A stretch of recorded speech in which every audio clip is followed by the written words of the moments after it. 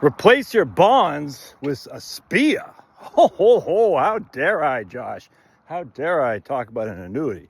Remember, as a SPIA, it goes by single premium income annuity or single premium immediate annuity.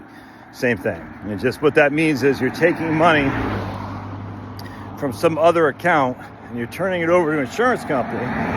The insurance company is going to give you an income stream that you either can't outlive or for a certain set amount of time, whatever you stipulate. So there's no risk to you other than the insurance company going bankrupt. And, if you look historically, very, very, very few insurance companies actually go kaput in terms of not being able to pay their obligations. Like in the Great Depression, for instance, banks went under left and right. Insurance companies were few and far between following the same suit. Anyway, so I'm talking to my man, we'll call him Mikey D from Iowa. Legend, kicking ass, taking names. He's got, about 500,000 in his IRA, 60 years old. He's like, man, it's split between VTI and the BND. BND being the total bond index, VTI being the total stock index. And Mikey D's like, you know something, Josh? I'm 60 years old.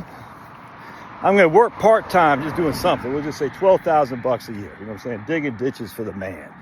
And he says, I don't need that much to live on, man. I just don't, because a single guy, male, single men travels light. I'm just telling you right now. House is paid, doesn't have any debt. So what if I took $250,000, what I have in BND, and annuitize it? You got a quote from Stan the Annuity Man. I think he says it's going to be about $17,400 a year. I think is what he said. He's going to do a 20-year period certain. 20-year period certain. All right. Now, Mike's got some other money too. Don't get me wrong. Roth, a brokerage account. But he's like, this is what I'm thinking about doing. What do you think? All right, so we're talking about it. And he's about $50,000 a year to live on.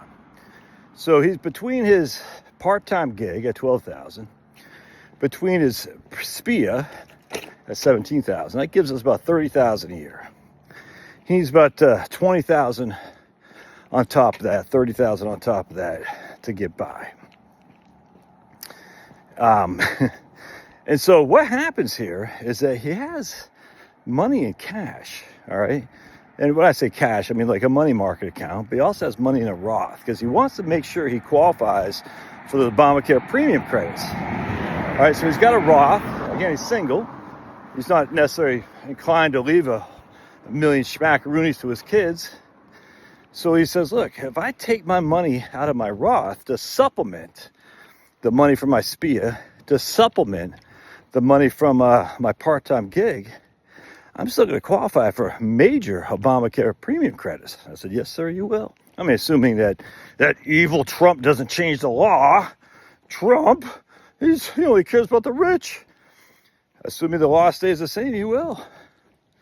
He goes, and I don't have to worry about having any bonds at all because I got all my income covered. Then he stops working. He goes on Social Security. I think he's got like, $3,000 a month for Social Security. So by that time, he doesn't need to tap in his Roth anymore unless he wants to.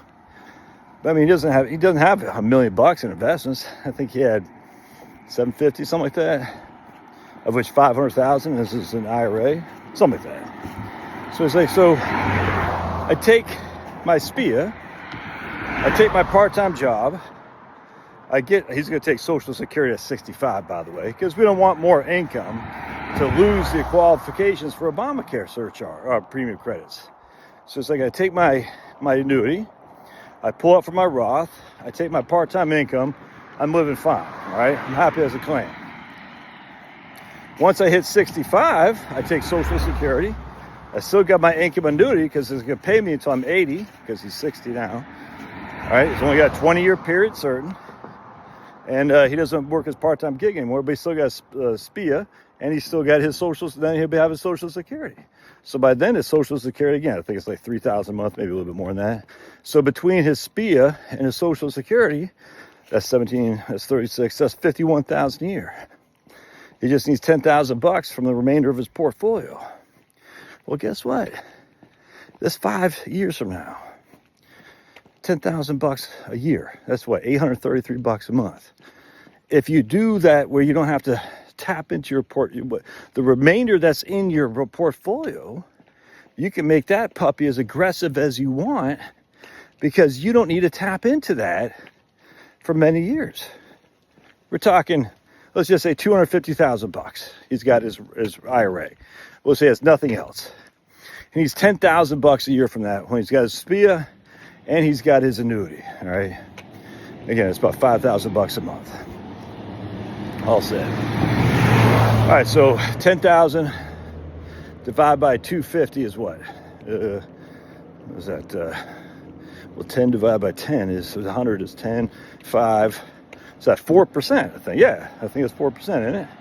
So he's taking 4% a year out of his IRA to supplement his SPIA and his Social Security.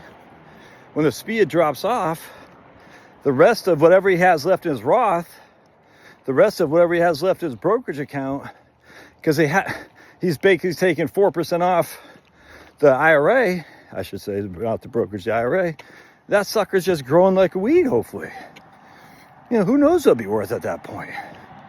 That's $250,000 today. 5 years from now, let's just say for simplicity, you got 12% a year, right? He won't, but just use that for example because it hits me. That'll be worth $400,000.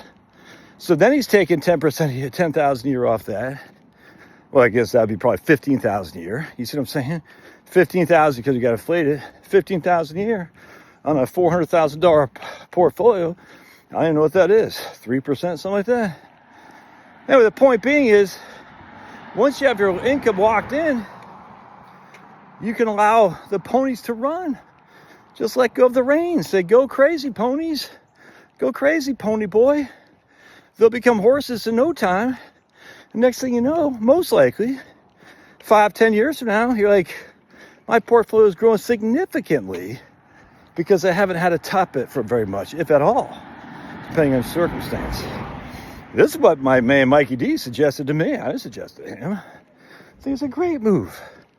You know, he's 81 years old. The annuity will drop off, all right? Then he's got his Social Security. He's got whatever the growth in the portfolio has gone to. But he's 81 years old. And he only needs, he's probably going to, his life expectancy is 87, he said.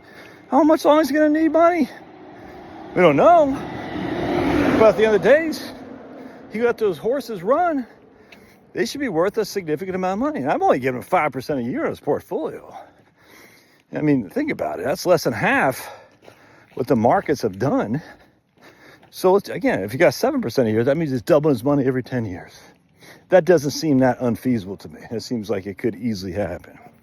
Anyway, I think it's a great strategy. Basically sacrifice your pawn to capture the queen is kind of what we're doing here.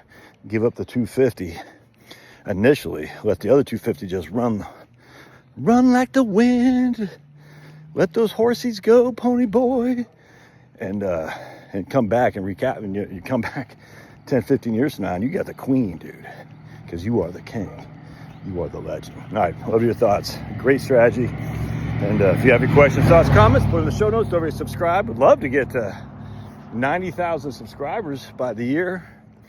You know, so if you haven't subscribed, come on. Just do me a favor. Just hit that subscribe button. No big deal. Don't be a sucker. Don't be a sucker, Tash. Just hit that subscribe button. All right, God bless. We'll see you.